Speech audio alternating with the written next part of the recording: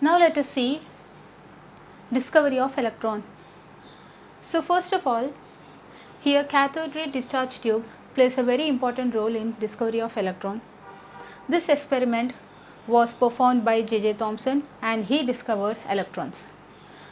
So first he has taken a glass tube and two electrodes are connected in this by using a high voltage electric current which is 10,000 volts, and then these two electrodes, cathode electrode which is a negative electrode, anode electrode which is a positive electrode. Now here a TC vacuum pump is also connected and a gas at low pressure. Gases are like hydrogen, it can be hydrogen gas, or inert gases like helium, neon or argon can be taken in this cathode ray discharge tube. Now these are at low pressure in the sense 0.012 to 0.001 mmHg. At such low pressure we are performing this experiment. Now when we supply 10,000 volts of electricity, then the cathode rays are produced from cathode electrode towards anode. So during their movement they collide with the gas particles or the gas molecules which are present in this tube.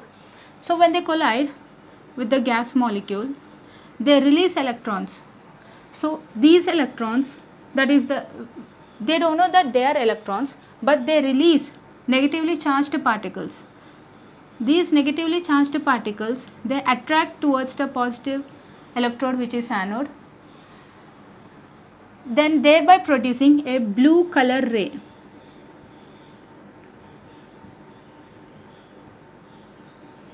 This blue color ray is cathode rays. So further decrease in the pressure of the gas leads to the disappearance of this blue color ray. Then how can we estimate the production of cathode rays is, first by making holes in the anode electrode and then later on applying a fluorescent material which is zinc sulfide ZnS at the opposite end of this glass tube, and then again when we supply high voltage electricity to this cathode ray discharge tube, then the cathode rays are produced from cathode electrode. It collides with a gas molecule present in it, produces a negatively charged particle. This particle will pass through the holes present in the anode and strikes at the zinc sulfide layer. So when it strikes, it shows fluorescence, that is it produces some kind of light.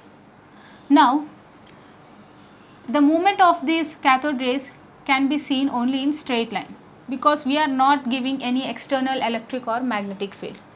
But when we supply external or magnetic field, deviation of the negatively charged particles from their usual path is seen towards these two directions, thereby causing a bright shiny layer at these surroundings. So he named these negatively charged particles as electrons. Now let us see the properties of cathode rays. So here the first property is they travel in straight line. As I have shown here, cathode rays they travel in straight line in the absence of electric or magnetic field. So the second point is deflection from their original path can be seen either in the presence of electric or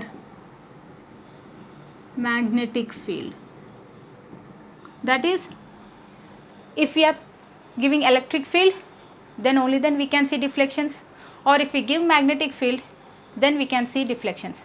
But when we supply both electric as well as magnetic field, then we can again see the travelling of these cathode rays in straight line.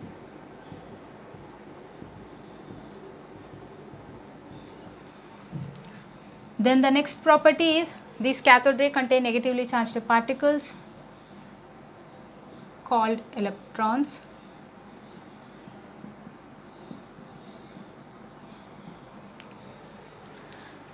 Now the speed of these cathode rays is 10 power 9 to 10 power 10 centimeters per second, which is nearly equal to the speed of light in vacuum, which is denoted by C is equal to 3 into 10 power 10 centimeters per second. And then what will be the nature of these cathode rays? So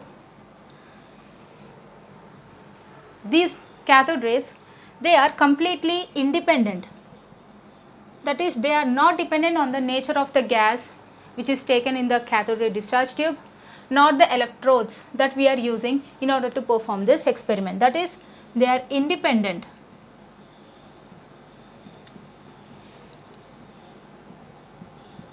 of the nature of the gas as well as the electrode. Cathode electrode.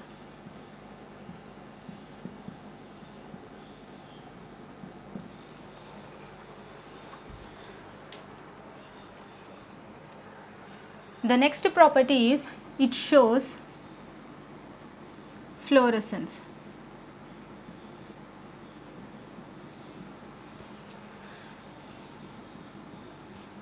Then the mass of electron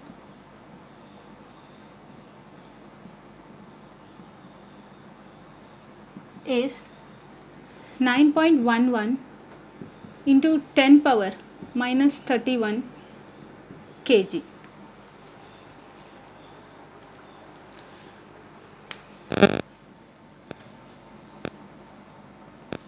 Charge of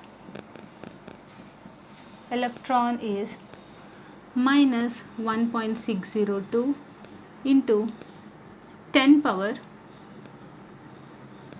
minus 19 coulombs.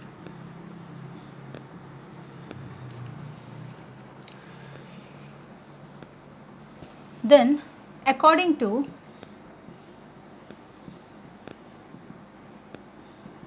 Einstein's law of relativity, mass of moving electron, which is considered to be m, is equal to m naught divided by under root of 1 minus v square by c square. We apply this formula in order to calculate the mass of the moving electron in this cathode ray discharge tube. So what can you see here? M naught is the mass of electron at rest, which is 9.11 into 10 power minus 31 kg. And then what is V here? Velocity of electron, which is nearly equal to the speed of light in vacuum, which is 3 into 10 power 8 meters per second, or 3 into 10 power 10 centimeters per second. Now, as I said, velocity is nearly equal to the speed of light in vacuum. Then v square and c square, they get cancelled, giving us m naught by 0, which is infinity. Then mass of the moving electron is considered to be infinity according to the Einstein's law of relativity. But later on, after several experiments, it was considered that the electron has a very minute mass, which is considered to be 9.11 into 10 power minus 31 kg, which is the actual mass of the electron. Either it can be in a moving state or in the moving form or else in a resting position. The mass of electron is considered to be 9.11 into 10 power minus 31 kg. Then by using this charge of electron and mass of electron, we will be getting charge to mass ratio, which is minus 1.602 into 10 power minus 19 coulombs divided by mass of electron, which is 9.11 into 10 power minus 31 kg. After calculating, we will be getting minus 1.7588 into 10 power 11 coulombs per kg. So this is the charge to mass ratio of electron. And by the way, the charge of this electron was identified by Millikan by using oil drop experiment.